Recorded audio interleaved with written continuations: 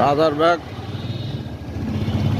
বিকেন্ডাসা school থেকে বেলি রোডে আজকে ভালোবাসা দিবসের যে পদযাত্রা, অন্যান্য বছরের চেয়ে এই বছর ফুলের বেচা কিনা কম এবং এই যে ফুলের দোকানে কোনো কাস্টমার নেই।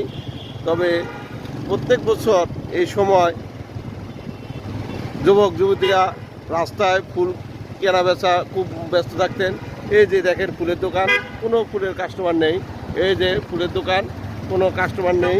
দুই পাশে ফুলের দোকান, ঠিক আছে, কোনো কাস্টমার নেই। তবে ভালোবাসা দিবসের এই যে মানুষের যে প্রতি বছর নেওয়া যে ইয়ে ছিল, এবছর নাই। এই যে ফুলের দোকানগুলা খালি। তবে বিকালের দিকে হয়তো আমরা কিছু ফুলের দোকান হয়তো ক্রেতা সমাগম হতে পারে। এই যে দুই পাশে খালি। তবে বেলি রোডের চিত্র এরকম হওয়ার কথা ছিল না। কিছু গাড়ি উল্টে আসতেছে।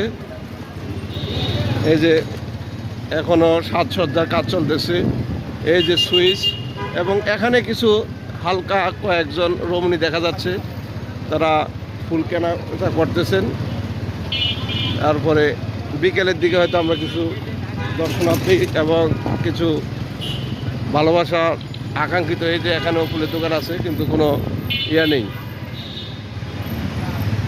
দেখা যাক, শান্তিনগর মোড় পার হয়ে যাচ্ছি, এখানেও কিছু ফুলের দোকান আছে, এখানেও বেচা কিনা হচ্ছে। এই যে এখানে আবার উচ্ছেদ অভিযান শুরু হচ্ছে।